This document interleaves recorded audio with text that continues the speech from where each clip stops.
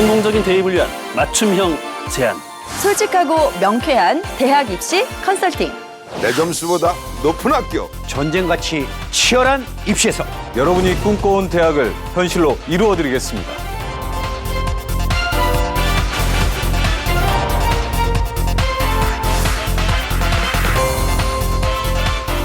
대한민국 학생들과 학부모님들을 위한 입시 솔루션이 시작됩니다.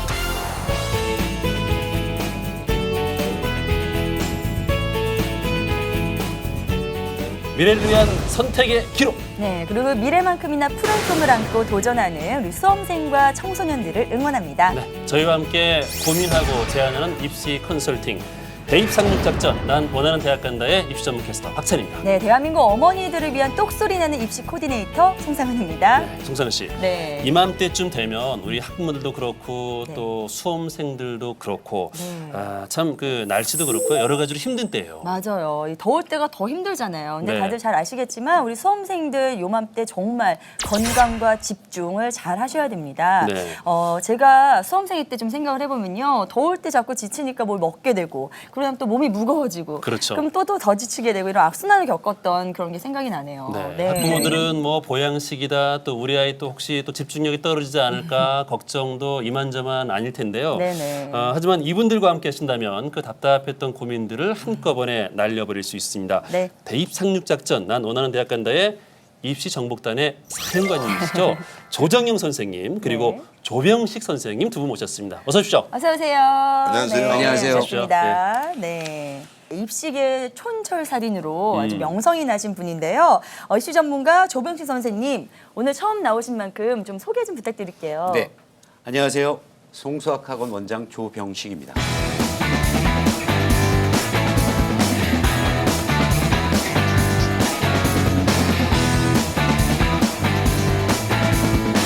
명확하고 정확하고 확실하게 보여드리도록 하겠습니다. 네, 아유 기대가 됩니다. 벌써부터 기대가 네. 됩니다. 감사합니다. 네, 학생들이 집중력이 이제 많이 떨어질 텐데 요즘 보면은 학부모들도 고민을 많이 하잖아요. 조정현 선생님. 그렇죠. 이럴 때 학생들의 집중력을 좀 향상시킬 수 있는 방법 어떤 것들이 있을까요?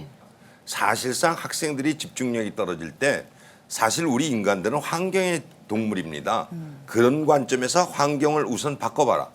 즉 공부하는 장소를 한번 바꿔봐라. 독서실에서 주로 공부했던 학생들은 학교 교실로 이동한다든지 그렇지 않으면 자기 집안의 분위기가 형성된다면 자기 공부방을 별도로 만들어서 해본다든지 네. 이런 장소의 변화를 가져오는 게 좋다고 생각합니다.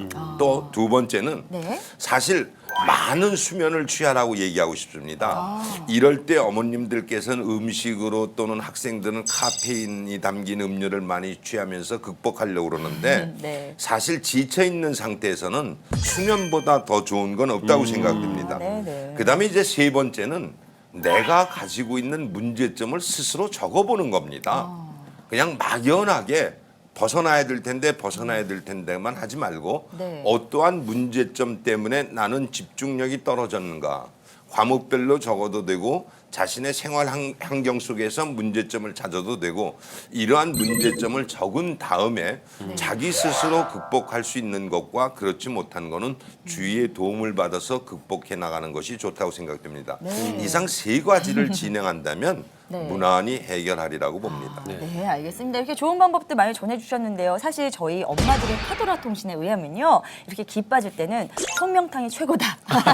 그런 것 때문에 요즘 이렇게 약들이 잘 팔리고 있대요. 그러니까 한 번에 뭘 해결하려고 하면 안 네, 돼요. 그래요. 말씀하신 것처럼 장소를 바꿔보거나 아니면 좀 잠을 푹 자보거나 네네. 또 이제 스스로 극복할 수 있는 문제인지 한번 또 써봐라 뭐 이렇게 네. 얘기를 해주셨어요. 그러니까 이럴 때서 이렇게 기본으로 돌아가서 자기를 점검하는 게 중요한데 우리 엄마들은 항상 노심초사하기 때문에 그렇죠. 이렇게 한 큐에 갈 수 있는 방법을 정하는 것 같습니다.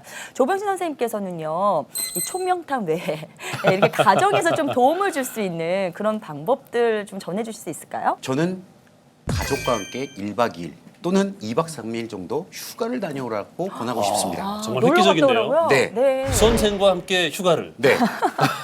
제 딸이 네. 고등학교 3학년이에요. 네. 네. 그래서 방학하자마자 벌써 제주도를 예약해 놨습니다. 그래요. 왜냐하면 애들이 지쳐 있기도 하지만 사실은 가장 중요한 건 스트레스예요. 그 부분 때문에 공부의 집중력도 떨어지고 머릿속에 쏙쏙 들어가지 않죠. 그 부분을 없앨 수 있는 길은 공부에서 멀어지는 길입니다. 완전히 정리한 다음에 네. 다시 새롭게 출발하는 것도 좋은 방법일 듯합니다. 네. 교과서 참고서 들고 가면 안 되는 거죠? 안 되죠. 절대로 안 되죠. 가서 열심히 놀기만 하면 됩니다. 네, 네. 알겠습니다. 정말 획기적이네요. 그렇습니다. 네네. 두 분 선생님 얘기 들으니까 이거 어려운 방법이 아니었네요. 네. 엄마들이 또 아빠들이 조금만 더 생각해보면 충분히 해결할 수 있는 그런 문제들인 것 같습니다. 네. 자, 오늘도 2016 대입 수험생 여러분을 위한 맞춤형 대입 전략 컨설팅 대입 상륙 작전 난 원하는 대학 간다 본격적으로 시작해 보겠습니다.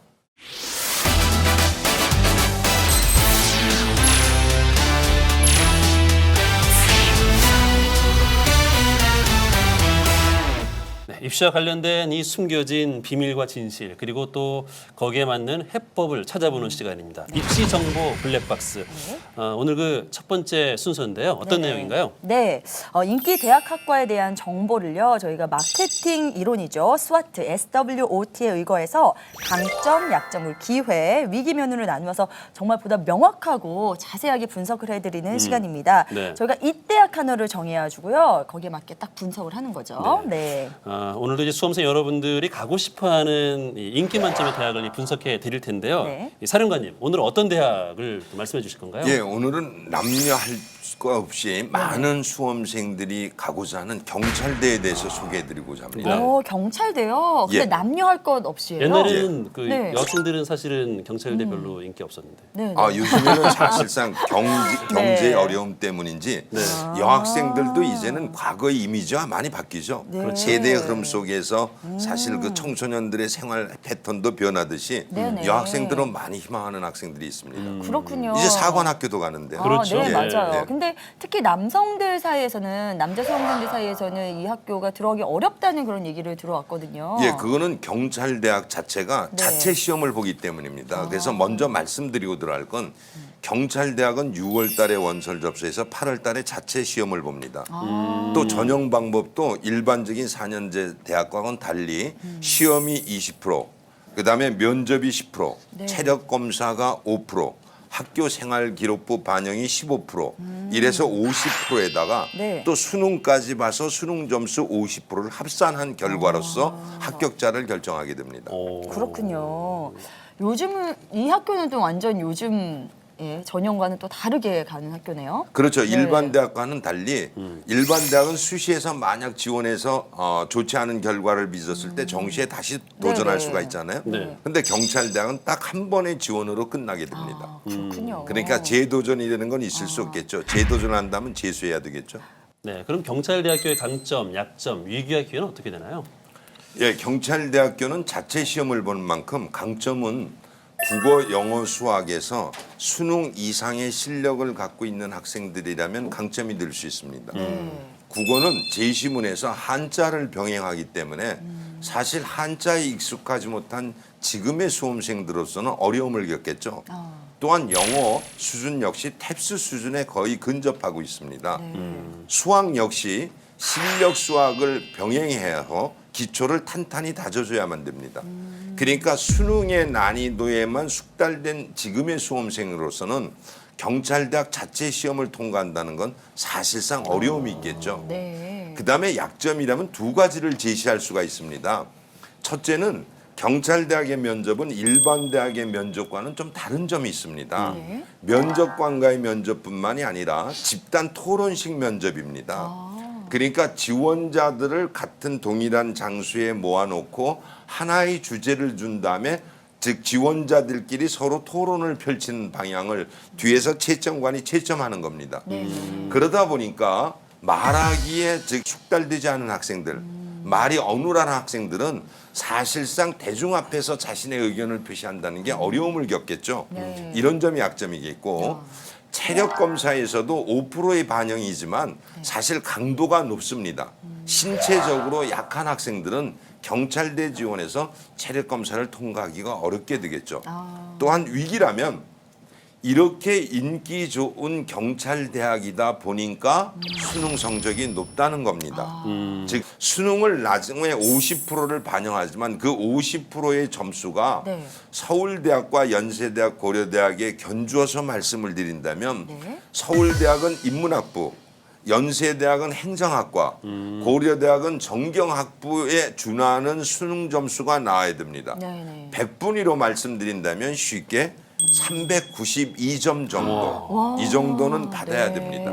그렇게 되니까 경찰대학을 지원하기 위해서는 어느 정도 모든 게 완벽하게 갖춰진 수험생들이어야 된다, 이렇게 말씀드릴 수 있겠죠. 대다수의 학부형님들이 잘못 알고 계시는 것도 있습니다만 경찰대학을 수시의 지원 일수와 포함시키기도 합니다. 그런데 경찰대학뿐만 아니라 사관학교도 수시의 지원과는 전혀 관계가 없습니다.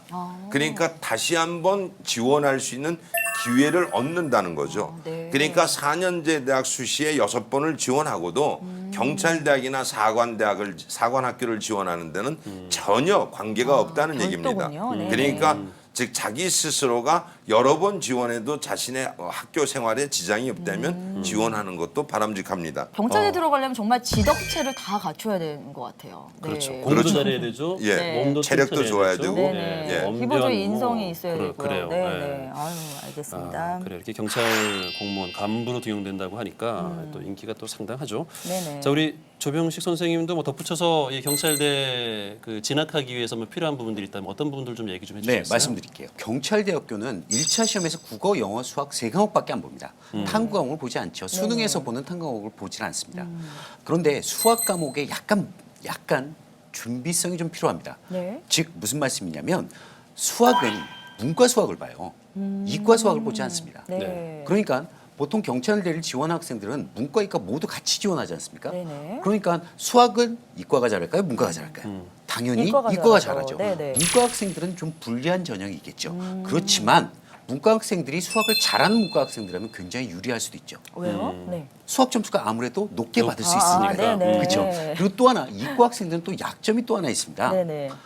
경찰대학교에서는 전공 과목이 있습니다. 전공 과목이 법학하고 행정 2개밖에 없어요. 여태까지 머리가 계속 계산하고. 수학적으로 굳어 있는 친구들이 법학하고 행정을 하려면 엄청나게 힘들겠죠. 그렇군요. 그런 약점도 있습니다. 그래서 문과에서 수학 잘하는 사람들이 들어가면 들어가서도 편하고 네, 괜찮겠네요. 굉장히 유리하죠. 네. 알겠습니다. 그 입시 상담 하다 보면 어떤 학생들이 주로 이렇게 경찰대 학교 그 원서를 쓰나요? 2가지 부류가 있어요. 일단 성격이 최상위권. 최상위권이 한번 직업적으로 안정적으로 갖고 가고 싶다라는 친구들이 있고요. 네. 두 번째는 그냥 남자들, 난 남자다. 나 한번 도전해보겠다. 이런 친구들도 있습니다. 네. 2가지 부류의 친구들이 왠지 있어요. 훈남들이 많을 것 같아요. 체력적으로도 좋고 언변도 좋고. 네. 네, 그렇죠. 그렇죠? 네. 그럼 멋진 친구들이 많이 지원을 합니다. 그래요. 성적은 안 되지만요. 아, 네. 네. 본인이 알겠습니다. 멋지다고 생각하는 분들은 다 경찰대 지원하는 거 아닌지 네. 모르겠어요. 하지만 저희는 수학 분석을 통해서 정말로 딱 정확하게 이런 정도 수준이라는 걸 지금 네, 알려드렸습니다. 자, 이 경찰대 그 진학하기 위해서 저희들이 이제 수업 분석을 통해서 또 네. 이 경찰대학교를 분석해봤습니다.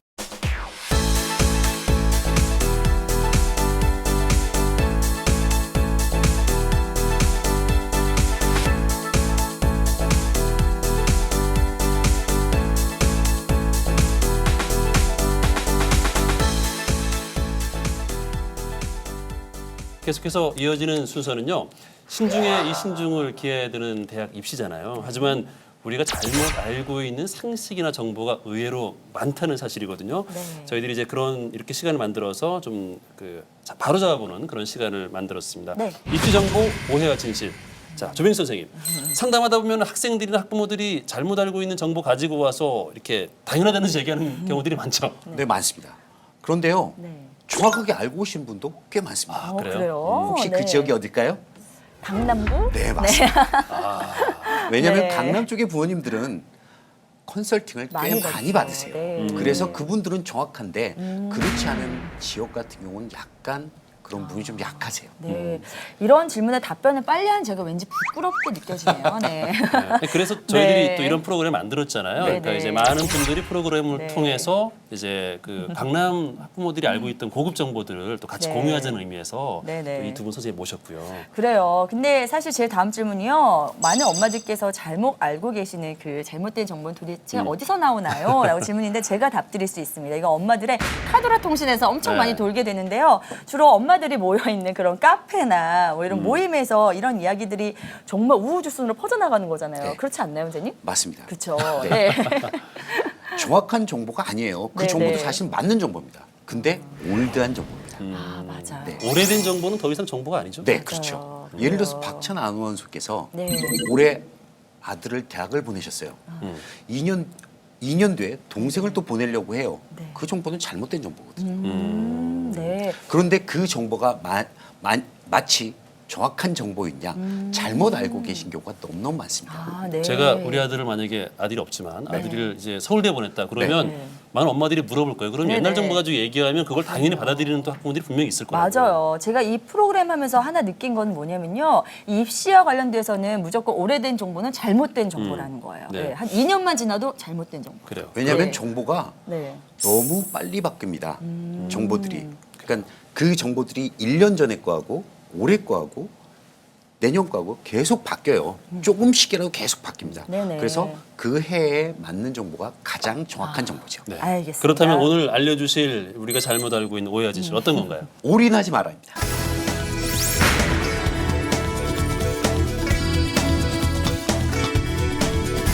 제가 드리고 싶은 올인하지 마라는 어떤 올인하지 마라면 반드시 올인을 하되 반드시 사이드 전용을 가지고 올인하랍니다. 차선책을 좀 네, 들어있는 그렇죠. 거예요? 맞습니다.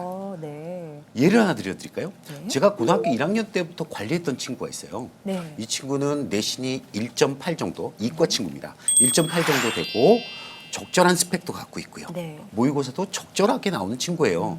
그 친구가 고등학교 3학년 딱 올라오면서 저한테 선생님 저는 학생부 종합하고요. 정시하고 두 개를 올인하면 안 될까요? 라고 질문을 하더라고요. 네. 어떻게 답했을까요, 제가? 둘 다 네. 해서 나쁠 거 없지 않나? 뭐 이런 네, 생각도 네. 드는데 한편으로는 제가 1학년서부터 고등학교 1학년서부터 관리했던 친구이기 때문에 사실은 하나를 더 갖고 가라고 했어요. 그게 바로 논술이었습니다. 그래요. 네. 하나를 더 그 두 가지고 와라. 가지도 네. 뭐 부족해서. 네. 네. 어떤 경우는 뭐 지난 시간에는 이제 버리라고 또 얘기를 또 들었잖아요. 근데 이번에 또 하나를 더 가지고 가라고요. 네, 네. 사이드로. 이 친구가요. 세 개를 같이 공부하다 보니까 너무 힘들죠. 그래서 초창기 때부터 계속 흔들렸던 게 사실 모의고사가 계속 흔들렸어요. 그러니까 보통 흔들린다는 표현은 어떻게 되는 거냐면 점수가 잘 나왔다, 안 나왔다. 자기 점수가 없는 거죠. 네. 그런데 그래서 제가 9월 수시 때 원서를 썼죠. 학생부 종합으로 홍익대, 숭실대. 그리고 논술 전형으로 2대, 고대를 썼어요. 네. 그런데 수능이 대박이 났습니다. 수능이 대박이 났어요. 네네. 어느 정도 대박이었냐면 정시로 고대급을 갈 수 있는 정도의 점수가 나온 거예요. 네네. 여태까지 그 친구는 그 점수를 맡아본 적이 없었던 친구예요. 네. 그러니까 계속 달라졌긴 하지만 항상 모든 시험지에 다 탑을 그대로 수능에서 찍은 거예요. 그래요. 네. 사실은 이게 네. 좀 불안정해 보여서 가장 좀 믿지 않았던 부분인데 이게 그렇죠. 또 네. 가장 좋은 성적이 나왔던 네, 거군요. 네네. 성적표가 나온 날 이 네. 친구가 울면서 전화를 했습니다. 선생님 붙었어요. 어디 붙었을까요? 홍익대, 숭실대 두 개를 다 붙었습니다. 이틀 동안 난리 났죠. 학생부 종합부터 먼저 발표를 했거든요. 네네. 정말 난리 났죠. 그런데 다행히 이틀 뒤에 딱 하고 연락이 왔네요. 네. 2대 합격이라고. 그래서 서로 얼싸안고 울었습니다. 그래요. 만약 이 친구가 그 논술 전형을 갖고 있지 않았다라고 하면 네. 이 친구는 99% 재수였을 겁니다.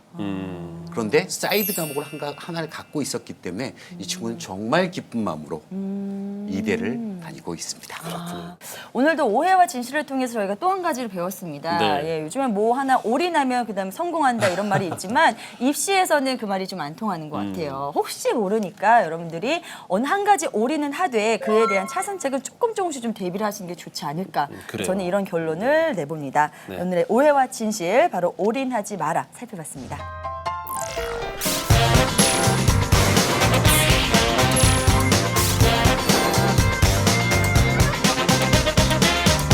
이번 시간에는 이제 직접 입시를 치를 학생분들과 또 학부모들의 고민을 해결해 드리는 시간입니다. 유쾌한 상담소를 시작하도록 하겠습니다. 네, 오늘도 본격적인 상담에 앞서서 수험생 분들과 학부모들이 궁금해하실 만한 그런 주제에 대해서 먼저 알아보도록 하겠습니다. 선생님, 오늘의 주제 어떤 건가요?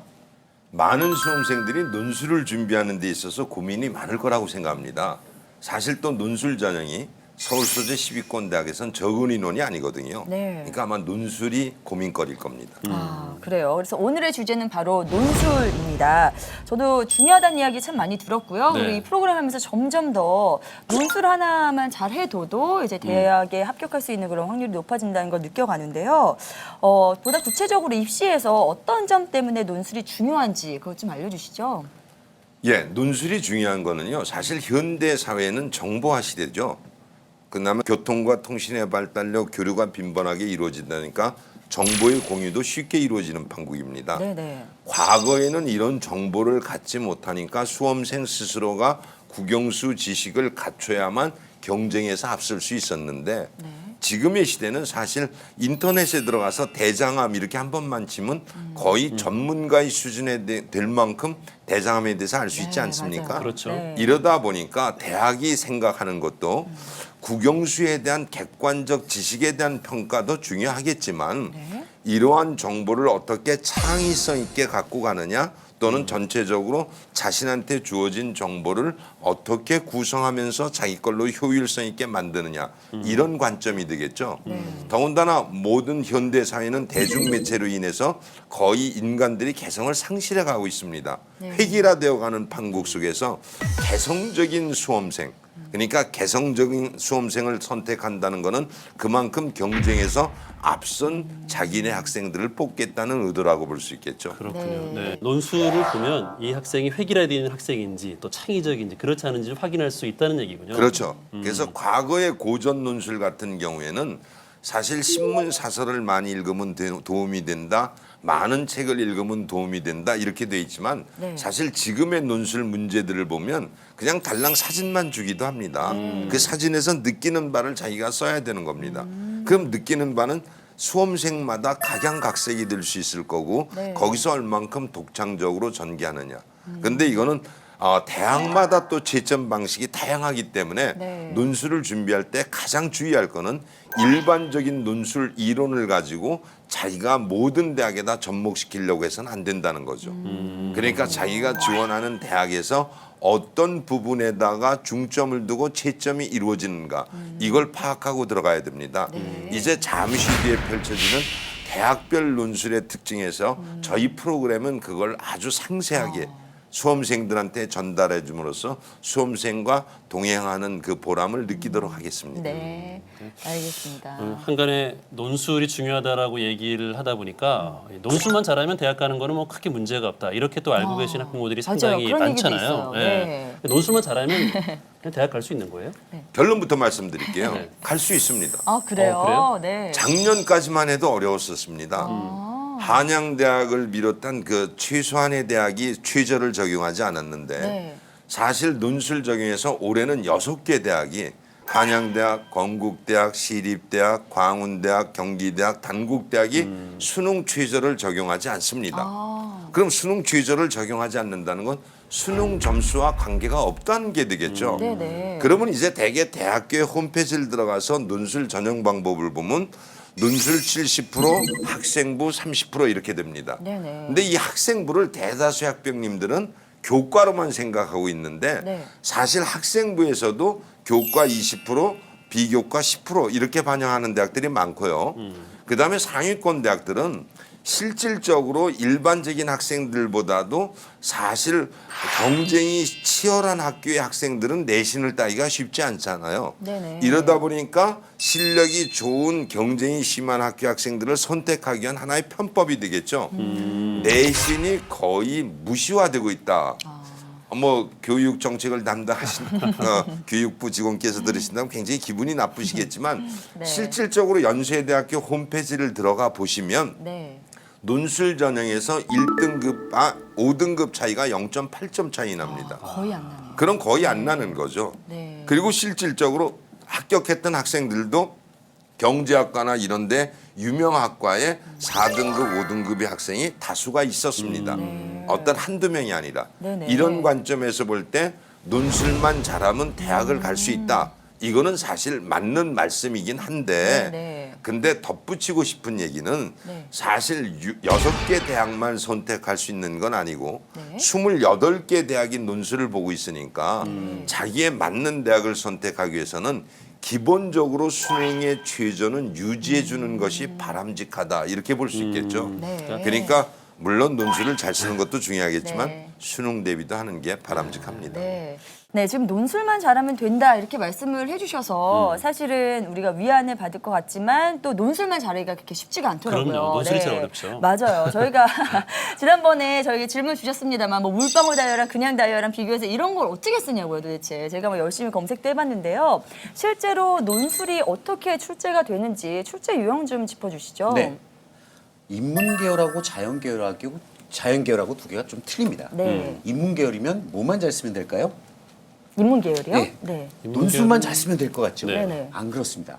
물론 논술만 잘 쓰면 되는 인문 논술만 필요한 학교가 대다수를 차지하긴 하지만 네. 그 외에 인문 논술하고 영어 논술도 같이 보는 학교도 있고요. 그래요? 네. 또 하나는 인문계들이 제일 싫어하는 네. 수리 논술을 보는 학교도 같이 있습니다. 인문계에서요? 네, 인문계에서. 그래서 왜 총 세 그럴까요? 가지 네. 크게 유형입니다. 네네. 그래서 인문 논술만 보는 학교, 인문 논술, 영어 논술 보는 학교, 네. 인문 논술, 수리 논술 보는 대학교. 그러니까 이렇게 세 논술만 가지. 잘하면 된다 이렇게 말씀하셨는데 네. 논술만 잘하기가 쉽지가 않군요. 네, 그러니까요. 이공계는요 네. 수리 논술 봅니다. 그럼 무슨 과목만 잘하면 될까요? 수학? 네, 네. 또 있죠. 논술? 아, 과학. 네. 그래서 크게 네 가지가 있어요. 네. 그런데 그 네 가지가 첫 번째 수학 논술만 보는 학교, 그다음에 수학 논술하고 과학 논술 한 개 보는 학교, 네. 또 수학 논술과 과학 논술 두 개 보는 학교. 그런데 수학 논술과 인문 논술 보는 학교도 있어요. 네. 이과에서요. 머리 아파. 네. 네. 왜 그런 걸까요? 네. 그래서 총 네 가지 유형이 있습니다. 아, 덧붙여서 하나 설명드리면 네. 자연계 같은 경우는 논술만 잘하기가 쉽지 않습니다. 그러니까 논술을 잘내면 기본 베이스가 수학하고 과학이 어느 정도 돼 있는 친구예요. 네. 수치화 시켜드리면 수학 정도의 점수가 최소 3등급 정도, 수능 모의고사로 3등급 정도는 받아야지만 네. 그 수업을 쫓아갈 수 있고 논술을 지문을 쓸 수 있을 정도입니다. 그렇군요. 네. 네. 그러니까 논술을 잘하려면 네. 논술만 따로 잘하는 게 아니에요. 네. 다른 것들이 또 밑바탕이 돼야 잘할 수 있기 때문에 결국은 뭐 다 준비해야 되는 것 같은데. 네, 그래서 네네. 대학에서 그 논술 전형을 버리지 않고 있다라고 판단되어집니다. 논술을 잘하기 위해서는 다른 것들이 기본적으로 또 공부가 돼야 되고 준비가 돼야 되니까 네. 논술이 뭐 그 중요하고 또 논술을 안 볼 수가 없는 그리고 거예요. 또 하나 네. 말씀드리면 네. 자연계 논술에서 합격하는 친구들을 보면 인문 논술을 잘 써요. 굉장히 잘 씁니다. 네. 어차피 자연 논술에서도 풀이하고 서술하는 것이기 때문에 그 내용 서술하는 중간중간 내용은 인문계적인 내용이 들어가거든요. 네네. 그래서 어려서부터 인문 논술 조금씩 준비를 시켜두시면 굉장히 많이 도움을 받습니다. 네. 어려서라고 말씀하셨는데 이 학부모들이 그게 가장 고민이에요. 네네. 그죠? 이게 논술을 언제부터 할 것인지 벌써부터 뭐 어릴 때부터 책만 읽으면 논술은 자연스럽게 따라오는 거 아니냐 뭐 네. 이렇게 생각하시는 학부모도 상당히 많은 것 같은데 아 대학 입학 시험에서 논술을 잘 보기 위해서는 언제부터 준비해야 돼요? 네네. 선생님께 좀 여쭤볼까요? 아, 선생님께서 답변해 주시겠어요? 예, 논술을 언제부터 시작하느냐 여기에 답변 드리기 전에요. 제가 두 분 아나운서님께 한번 질문을 던져볼게요. 네. 벌써부터 레미제라블이라는 작품 읽어보셨죠? 네네. 네네. 거기에서 자베르 형사가 나오죠. 네. 장발잔을 체포할 것인가 풀어줄 것인가에 대해서 갈등을 느끼죠. 네. 그런데 이걸 그냥 단순하게 푼다면 자벨의 행동에 대해서 자신의 견해를 쓴다면 인간적인 양심과 사회적인 책무라고 볼 수 있겠죠. 네네. 근데 그 앞에다 제시문을 네. 사회적 환경을 들었습니다. 그러니까 즉 정의가 실현되지 않는 사회라는 관점을 제시해주고 가의 관점에서 자베르의 행동에 대해서 자신의 견해를 논술하라. 이런 문제가 나온다면 이거는 인간적 양심과 사회적 책무가 아니라 그 사회 환경에 장발잔을 맡길 수 없다는 이런 생각을 해야 되는 겁니다. 네. 이게 지금 제가 왜 엉뚱하게 답변한 것 같지만 네. 사실 이런 생각을 하는 거는 논술을 단순히 제시문을 독해함으로써 그걸 풀어가는데 효과적이다. 이런 사람들이 많이 있거든요. 네네. 근데 이런 생각을 하는 과정은 쉽지가 않겠죠. 그리고 또 한 가지만 덧붙여 드릴게요. 네네. 일반계 고등학생들은 심지어는 6월 평가원 모의고사를 보고 난 뒤에 자기가 이 점수로는 4년제 대학을 가기가 어렵다, 서울 소재 대학을 가기가 어렵다 할 때 뒤늦게 논술에 들어오는 경우가 많습니다. 네. 네. 그럼 지금 두 가지 질문을 이렇게 추리해서 맞춰본다면 네. 이런 사고를 얻기 위해서는 단실에 이루어지진 않겠죠. 그와 같은 문제 유형을 많이 검토하고 그것을 유추할 수 있는 사고 과정을 배워야 되겠죠. 그런데 이러한 것은 일반계 고등학교에서는 학생들한테 맡기는 편인데 특목고나 자사고 같은 데는 입학하는 순간 1학년 때부터 방과후 수업이라고 해가지고 논술을 특별 진행하는 게 거의 90% 이상입니다. 그래요. 이렇다면 원칙적으로는 1학년 때부터 시작해야 된다 이렇게 말씀드리고 싶지만 네. 사실 인문계와 자연계의 차이점이 좀 있습니다. 자연계는 수학에 있어서 미분 적분을 배운 뒤에 들어와야 되는 거고요. 네. 인문계는 사실 사고의 과정은 있긴 있지만 독해가 충실히 이해돼야 되니까 EBS 수능 교재를 통해서 재심은 분석 능력을 확실하게 익힌 다음에 들어와야 되니까 네. 공통적으로 2학년 여름방학 때쯤 시작하면 가장 적절하다고 생각됩니다. 네. 요즘 선생님께서 말씀 시작하실 때 저희한테 질문하신다 그래갖고요. 초집중해서 지금 듣고 있었습니다. 근데 예. 참 똑같이 남들과 똑같이 나는 그냥 셀러리맨으로서 출발해서 부장이 되고 이사가 되고 이런 패턴보다는 자기 나름대로의 생활 패턴을 가지고 하는 사람들이 경쟁에서는 앞서는 거죠. 그렇죠. 이렇듯이 논술 시험도 그런 경쟁에서 앞서기 위해서 대학이 선택한 방법이라고 생각이 듭니다. 그 경쟁도 경쟁인데 네. 또 그 뭐 스스로의 삶이 좀 풍요로워지기 위해서도 맞아. 어떤 논리적인 사고 또 논술적인 어떤 그 기본적인 소양들이 좀 채워지는 건 굉장히 네. 중요할 것 같죠. 네, 그런 습관들을 우리가 뭐 독서를 통하거나 작은 글을 쓰는 거를 통해서 아이들한테 어릴 때부터 키워주는 것도 나쁘지 않겠다는 생각이 듭니다. 제가 한 가지 네. 말씀드린다면 네. 얼마 전에 그 강남에서 그 약속이 있어가지고 모 네. 호텔 커피숍을 간 적이 있습니다. 네. 근데 뒤에서 이제 남녀의 대화가 들려오는데 네. 저는 이제 약속한 친구가 나오지 않기 때문에 그 대사를 저도 모르게 듣게 됐죠. 네네. 근데 여자가 남자한테 딱 하는 얘기가 네. 아마 그 전에 남자가 여자한테 프로포즈를 했던 것 같습니다. 그래요? 근데 네. 여자가 남자한테 하는 얘기가 내가 너하고 결혼해야 되는 이유 3가지만 들어봐. 그래서 저는 그 여자의 얼굴은 보지 않았지만 네. 눈술이 완전히 생활화다 했구나 이런 생각을 가지고 논술 세대인가 봐요. 네. 아니 결혼할 때도 프로포즈 할 때도 논술 봐야 되나요? 아니 그게 아니라 그러니까요. 논리적으로 3가지의 근거대라 이거죠. 네. 이렇듯이 거의 이제 알겠습니다. 생활화되는 것이 네. 논리적인 바탕이 된다. 우스갯소리로 해본 말입니다. 그래요. 네. 알겠습니다. 자, 이렇게 해서 저희 아이는 일단 논술 빨리 시키는 걸로 이렇게 결론을 맺었고요. 여러분들께서 나름대로 답을 다 구하셨을 거란 생각이 듭니다. 근데 이렇게 논술을 잘 준비해 나가도 이게 또 학생부와의 영향력이 어떤지 그것도 굉장히 궁금하거든요. 그래서 좀 질문을 드려도 될까요? 네, 벌써 도표를 준비하고 준비했습니다. 계시네요. 네. 네. 연대를 보시면 1등급과 5등급이 점수가 뭐 이게 0.8 0.8점이네요. 네. 고대도 네. 0.8점이죠. 서강대는 심지어 0.4점입니다. 아, 그 내신의 의미가 없다라고 봐야 되는 거예요. 네, 그런데 중요한 게 하나 있어요. 몇 점 만점일까요? 논술의 총점은 1000점 만점이에요. 거기에 1000점 0.4, 만점에서 0.4, 0.8은 0.8은 아예 의미가 없죠. 네. 심지어 한양대학교는 내신 보지 않습니다. 한양대학교는 뭐만 보냐면요. 비교과의 영역만 봅니다. 그러니까 그렇군요. 내신 차이가 거진 없다라고 보여지겠죠. 네. 제가 덧붙여서 하나 설명드리면 네. 저한테 컨설팅을 받으러 오는 친구들한테 네. 저는 가능하면 내신 성적을 선생님 어느 정도 유지해야 됩니까? 라고 얘기를 합니다. 네. 물어봅니다. 그랬을 때 제가 얘기는 5.99 등급이다라고 얘기해 줍니다. 5.99 등급. 네네. 네. 왜 5.99 등급이냐면요. 네. 5.00 등급서부터 5.99 등급까지는 다 5등급이에요. 아, 그래요? 네. 그러면 2.00 등급서부터 2.99 등급까지는 다 2등급이 되겠죠. 그럼 5.01 등급 받는 친구한테는 조금 더 해라. 그래서 4.99만 만들자라고 얘기합니다. 왜 그런 얘기를 하냐면 1등급서부터 5등급까지는 극간 점수 차이가 그렇게 크지 않습니다. 그런데 일부 대학에서는 네. 5등급과 6등급의 극간 점수를 좀 크게 벌여놨어요. 그래요. 네. 그 대표적인 학교가 이화여대입니다. 이화여대 같은 경우는 극간 점수가 좀 큽니다. 그렇다면 모든 학교를 자기가 논술로 대학을 진학하고 싶다라고 하면 기본적으로 5.99 등급 정도까지는 맞아줘야 된다. 네. 그래서 그렇게 애들한테 학생들한테 설명하고 있습니다. 그렇군요. 네네.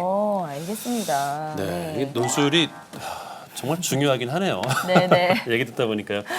그런데 이렇게 논술로 상위권 대학으로 그 논술을 통해서 이제 상위권 대학으로 갈 수 있는 어떤 마지막 출구처럼 느껴지는데 네. 논술 전형으로 붙었다는 얘기는 또 잘 못 듣는 것 같아요. 네네. 조대현 선생님께 여쭤볼까요? 예, 요거는 저 정시하고 한번 비교해 드릴게요. 네. 성균관대학교를 예로 한번 드릴까요? 네. 성균관대학교는 논술 모집 정원이 약 1,300명 정도 됩니다. 근데 정시에서 모집하는 건 가군과 나군을 분할 모집하는데 가군이 약 500명, 나군이 약 300명 정도입니다. 그럼 논술 전형에서 모집하는 인원이 정시 모집 인원의 2배 가까이 되지 않습니까? 네. 그런데도 논술 전형에서 떨어진 학생들이 많다는 건 정시 전형의 경쟁률은 약 3대 1에서부터 7대 1 정도입니다. 네. 합쳐서 네. 800명을 모집했을 때 떨어지는 인원은 5대 1이라고 계산한다면 네. 즉 4,000명이 오는 거니까 네. 3,200명이 떨어졌겠죠. 네네. 근데 1,300명을 모집하는 논술 전형은 30대 알겠다. 1에서부터 네. 70대 1까지 됩니다. 오, 네. 심지어는 즉 재작년에 한양대학은 100대 1을 넘었습니다. 네. 그렇게 된다면 1,300명을 모집하는데 70대 1이 된다면 어마어마한 숫자가 되는 거죠. 네. 많이 그러면, 뽑지만 훨씬 많이 예. 떨어지는 거네요. 쉽게 해서 1,300명을 빼놓고는 20만 명이 왔다 할지라도 10여만 명이 떨어지는 거죠. 네. 입소문을 타고 전달되기는 떨어진 학생들이 많은 것처럼 전달되고 합격한 학생은 없다는 거지만 그 1,300명이라는 존재는 분명히 존재하고 있습니다. 아, 네. 그러니까 이 인원이 많다는 거를 무시하시면 안 됩니다. 그러네요. 네네. 그 속에 들어가려고 해야 되는 거지 떨어진 인원에 들어가서 나 스스로가 자신에 대한 어떤 합리성을 부여하려는 그런 수험생들도 있다 이거죠. 네. 선생님 얘기 들어보니까 그러니까 정리를 하자면 그거예요. 그러니까 네. 주변에 많이 뽑혔으니까 또 많이 떨어지는 거예요. 그렇죠? 네네. 그래서 이제 주변에서 많이 떨어졌다고 해서 또 어렵다고 포기하면 안 되는 거잖아요. 네, 많이 떨어진데 이야기만 듣고 많이 뽑는 건 생각 못 하고요. 네, 그렇죠. 그래서 많이 뽑는 쪽으로 들어갈 수 있도록 여러분들이 준비를 하신다면은 예, 또 굉장히 승산이 있는 논술 전형이다 이렇게 말씀해 주셨습니다. 네. 자, 이렇게 해서 저희가 입시에서 중요한 부분을 차지하고 있는 논술에 대해서 좀 개괄적으로 먼저 짚어봤는데요. 우리 실질적으로 학부모님들과 또 우리 학생들께서는 논술에 대해서 어떤 고민을 하고 있는지 저희가 지금부터 좀 살펴보겠습니다. 오늘도 저희가 사연으로 짚어볼 텐데요. 인문계 고등학교 2학년 문과 학생께서 보내주신 고민입니다. 먼저 함께 들어보시죠.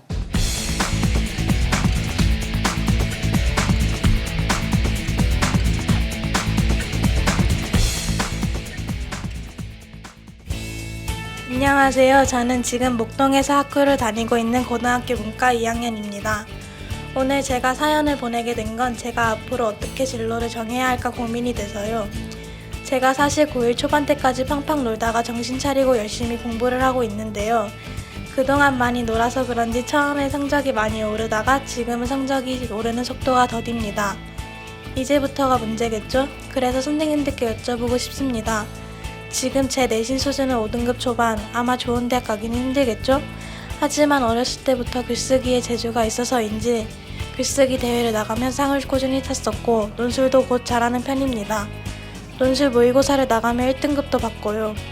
이런 저는 어떻게 입시를 준비해야 할까요? 내신을 관리해야 하나요? 아니면 논술이나 다른 걸 준비해야 할까요? 네, 사람이 아는 만큼 들린다고요. 네. 저 이 친구한테서 약간 희망을 받습니다. 네, 일단 이 5등급. 아까 5등급만 유지하면 좀 괜찮다 이렇게 말씀해 주셨잖아요. 글짓기도 잘하고 해서 좀 논술 쪽으로 밀어붙이면 되지 않을까 싶은데 선생님 어떤가요? 예, 명확하게 답변을 해드리겠습니다. 네네. 이 학생 같은 경우에는 학생부 교과나 학생부 종합은 100% 어렵습니다. 네. 그러니까 학생부 쪽은 선택을 하지 말고요. 아, 다만 아쉬운 거는 네. 지금 열심히 공부한다고 하지만 수능에 대한 자신의 점수를 밝히진 않았습니다. 아, 수능. 대충 네. 짐작해서 말씀드린다면 이 학생은 100% 논술을 해야 됩니다. 거기에 조건을 붙인다면 다만 수능의 최저를 맞추지 못했을 경우에는 적성으로 방향을 전환해야 됩니다. 적성이요? 예. 네네. 최저를 맞추는 그러니까 경우에는? 가천대를 비롯해서 수도권의 몇몇 대학들은 또 적성을 봅니다. 아. 그렇게 되니까 수능에 최저를 맞춘다면 네. 논술을 지원하는 게 낫겠고 네. 최저를 맞추지 못한다면 논술에 최저가 없는 대학만 지원할 수 있거든요. 그러니까 논술에 최저가 없는 대학과 적성을 병행하는 것이 바람직합니다. 이 학생에 대해서는 더 이상의 왈가할 필요가 없이 그냥 학생부는 포기. 그다음에 수능도 사실 이 정도라면 정시에서 서울 소재 대학을 지원하기는 어려울 것 같습니다. 그러니까 논술과 적성의 병행 이렇게 말씀드리고 싶습니다. 네, 알겠습니다. 저희가 어디에서 이렇게 정확하게 안 되는 건 안 된다 이렇게 말씀해 드릴 수 있을까요? 하지만 저희는 이렇게 정확하게 여러분들 말씀해 드림으로써 혼돈을 좀 안 드리기 위해서 노력하고 있다는 거 좀 알아주시고요. 선생님이 전해주신 조언 꼭 참고를 해 주셔서 예, 자기 진로 잘 잡아가시기 바랍니다. 자, 두 번째 또 사연 저희들이 들어볼까요? 네. 이번 대입을 앞둔 고3 이과생의 사연인데요. 들어보겠습니다.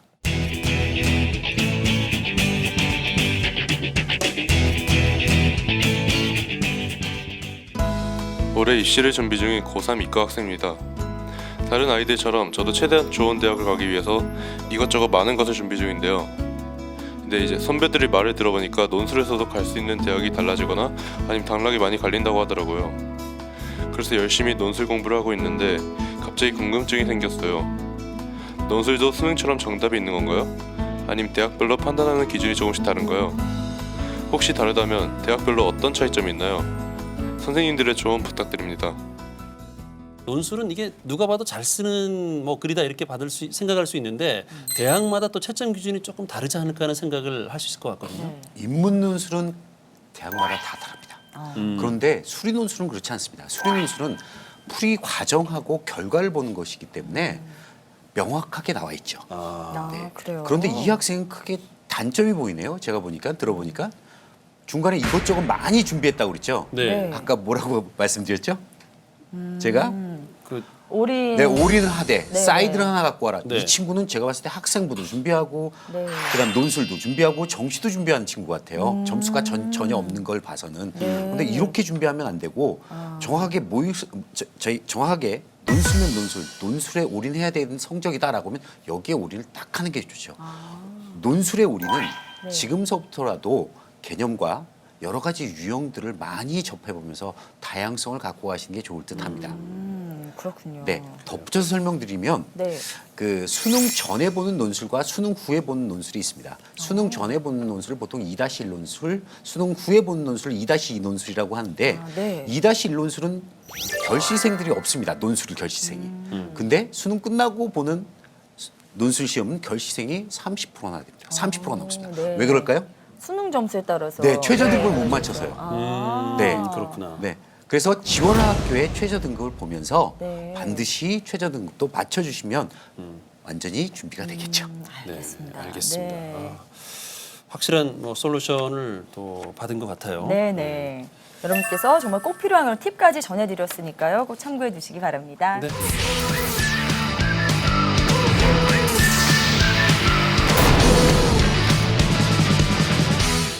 네. 이렇게 해서 저희가 이제 준비한 오늘 시간 또 학생들, 또 학부모님들의 사연까지 들어봤고요. 또 네. 고민을 또 해결하는 시간을 가져봤습니다.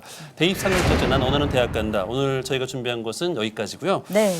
오늘 저희가 준비한 논술 전형 언제부터 준비해야 될 것인가 이 주제로 이야기를 많이 나눴는데요. 정말 여러분들께 유익하고 아주 도움된 시간이었길 바라면서 이 시간을 마무리 지어야 될 것 같습니다. 근데 네. 오늘 두 분 선생님께서는 어떠셨는지 모르겠어요. 오늘 좀 시원하게 다 털어주신 건가요? 네. 선생님 선생님. 예, 뭐 수험생들이 사실상 두리뭉실하게 알고 있었던 정보에 대해서 네. 조금 짚어줬다는 점에서 또 수험생들에게 새로운 미래와 희망을 줬다는 보람을 느끼게 됩니다. 조금 몸은 힘들지라도 네. 이런 데서 즐거움을 느끼는 것 같습니다. 알겠습니다. 네. 그 시간이 오늘- 좀 부족하지 않으셨어요, 조병 선생님? 네네. 처음이라 너무 힘들었습니다. 아니, 오늘 첫 네. 출연 같지 않으세요, 근데. 그래요? 네네. 아유, 감사합니다. 다음 시간에 좀 더 확실하게 보여드릴게요. 네, 알겠습니다. 저희들이 다음 주 이 시간에는 이제 논술 전형 대학별 특징 첫 번째 시간을 또 준비했거든요. 또 여러분의 많은 기대를 부탁드리겠습니다. 네, 다음 주에도 대입 상륙작전 나는 원하는 대학 간다. 여러분들 많은 기대해 주시고요. 저희는 여기서 이만 물러나도록 하겠습니다. 네, 여러분 안녕히 계십시오.